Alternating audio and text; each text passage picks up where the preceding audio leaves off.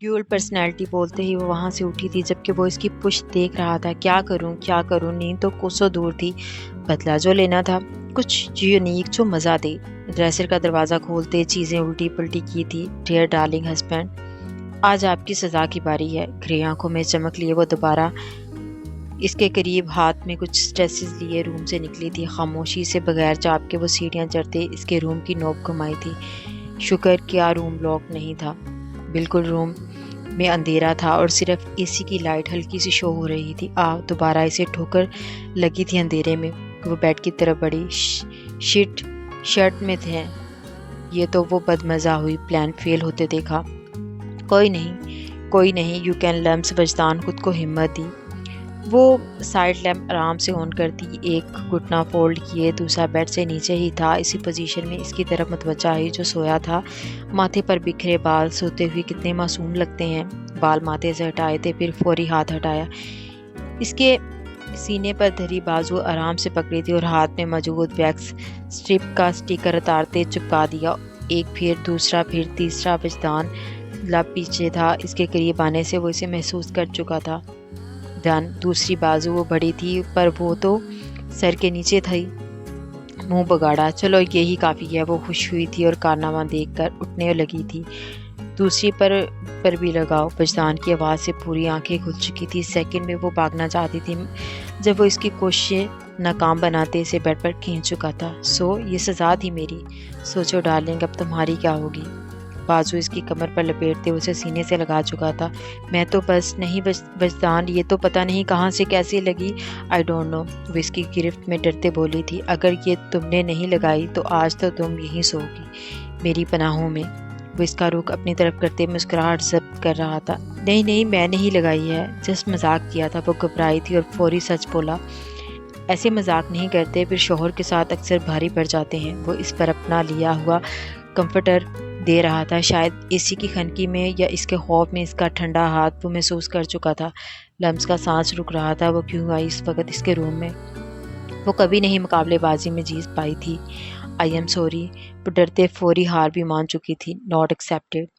رات تو یہیں رکو گے تم، اب میرے ساتھ ایک ہی روم میں، میرے بیڈ پر اور ایک ہی کمفرٹر میں۔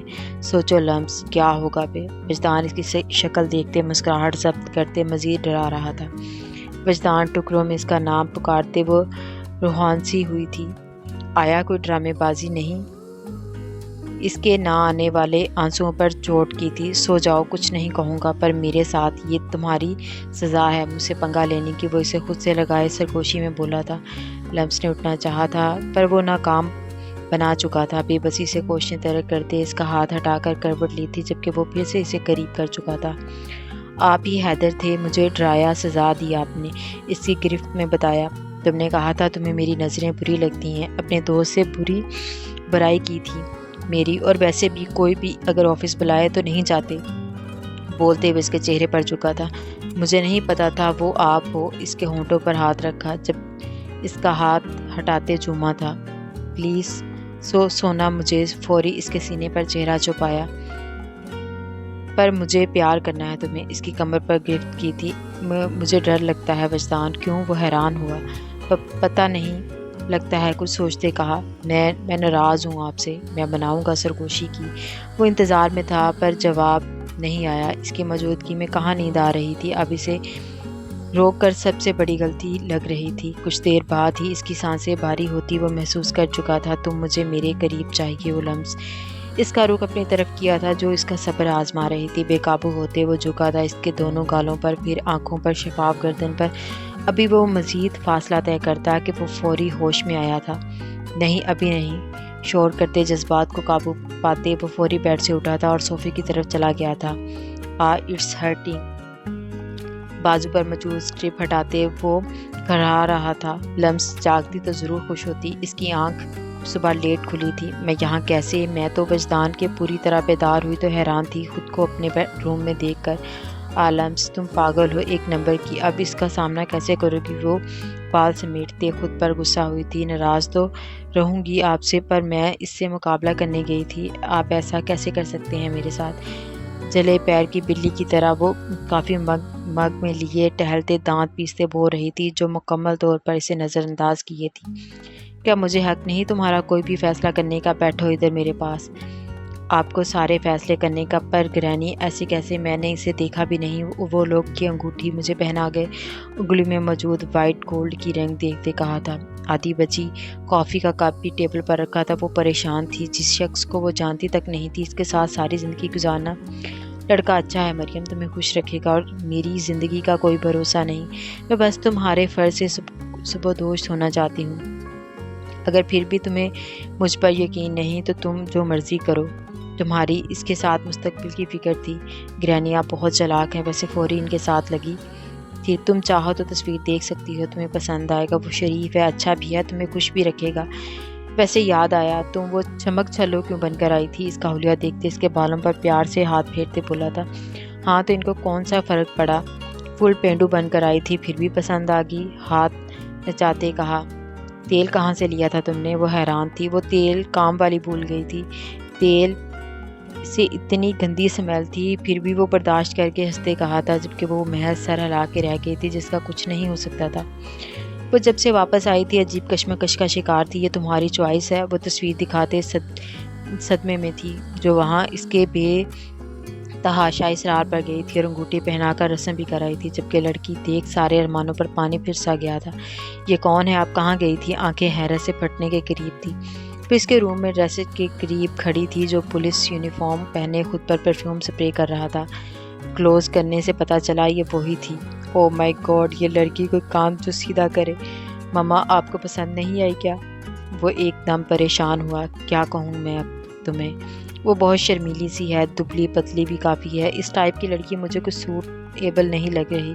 تمہارے ساتھ ہمیشہ کوئی کانفیڈنٹ ویل ایجوکیٹڈ لڑکی چاہیے تھی مجھے۔ ہماری سوسائٹی سے تعلق رکھتی تمہیں کوئی بھی پسند نہیں آئی۔ یہ نمونہ پیس ہی آنا تھا۔ ان کو اب اپنا فیصلہ صحیح نہیں لگ رہا تھا۔ دبلی سے کیا مراد ہے؟ ہم نے ریسلنگ کرنی ہے؟ یہ منطق عجیب ہی لگا۔ اور رہی بات تعلیم کی، تو میس کمیونیکیشن میں ماسٹرز ہے اس کا، اور وہ ایجوکیٹڈ ہے۔ کانفیڈنٹ چھوڑیں، وہ اوور کانفیڈنٹ ہے۔ لیکن کیا آپ کو اسٹیٹس ایشو ہیں؟ بتائیں، جاننا چاہو کیوں نہ کہ یہی وجہ لگ رہی تھی۔ نہیں، پر ایٹ لیسٹ ہماری سوسائٹی میں موو کرنے کے قابل تو ہو۔ وہ تو بالکل دیسی ٹپیکل قسم کی ہے۔ ہر خدشہ نکال دیں، مجھے وہ پسند ہے، پر میں لیٹ ہوں۔ ابھی آپ کو اس کی پکچرز دکھاتا ہوں، اس کا کانفیڈنٹ لیول بھی چیک کرا دوں گا۔ اس کی زبان کے جوہر دیکھیں گی تو کانوں کو ہاتھ لگائیں گی۔ دل میں سوچا تھا، یہ دیکھیں موبائل کی سکرین سامنے کی، جہاں اس کی کچھ وانیہ کے نکاح والی پکچرز تھی۔ یہ وہ ہے؟ وہ غور کر رہی تھی۔ آف کورس، بڑی چالاک ہے۔ وہ چاہتی تھی کہ آپ اسے ناپسند کریں، اسی لیے یہ حرکت کی۔ اس نے اس کی سائیکی سمجھ چکا تھا وہ۔ پھر تو تیز ترار ہوگی۔ مجھے تمہاری خالہ کی بیٹی پسند تھی، تمہارے لیے نیا خدشہ لاحق ہوگا۔ چلو جی، آپ پلیز خدشات نکال دیں اور اسے اپنی بہو کی نظر سے دیکھیں، اچھی لگے گی۔ پتہ نہیں، مجھے تو جذباتی فیصلہ لگ رہا ہے۔ اس کے جانے کے بعد وہ خود سے بڑبڑائیں۔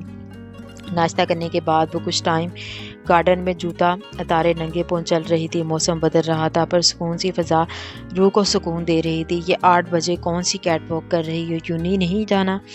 وانیہ نے اس کے ساتھ ہم قدم ہوتے کہا۔ مارننگ واک کر رہی ہوں، نوٹ کیٹ واک۔ ٹھنڈی گھاس سے سکون مل رہا ہے۔ وانیہ کی بے ساختہ نظر اس کے پاؤں پر ٹھہری تھی۔ اس کے سرخ سفید پاؤں سبز گھاس پر اس قدر خوبصورت لگ رہے تھے کہ اسے حسرت سی ہوئی تھی۔ آپ کی شادی ہوگی، آپ چلی جاؤ گی، آپ کو پتہ میں آپ کو مس کروں گی۔ وہ افسردہ ہوئی۔ میں بھی اپنے بیبی کو کروں گی۔ ہوش میں آتے اسے ساتھ لگایا تھا۔ لمس، آج تم یونیورسٹی نہیں جاؤ، مجھے ضروری بات کرنی ہے تم سے۔ صدف نے اسے اپنی بات سے متوجہ کیا، جبکہ وانیہ اس کے تاثرات اس بات پر دیکھنا چاہتی تھی تو وہیں رکی۔ جی ماما، پر کیوں؟ آج تو کوئز ہے میرا فائنل، میں اس کے نمبر شامل ہونے ہیں۔ اچھا چلی جاؤ، باقی دن اب تم گھر سے باہر قدم نہیں رکھ رہی۔ ویسے میں تو چاہ رہی تھی تم آج بھی نہ جاؤ، دل عجیب سا ہو رہا ہے۔ وہ وانیہ کی شادی کی تیاریاں اکیلے کرتے تھکاوٹ کا بھی شکار تھی۔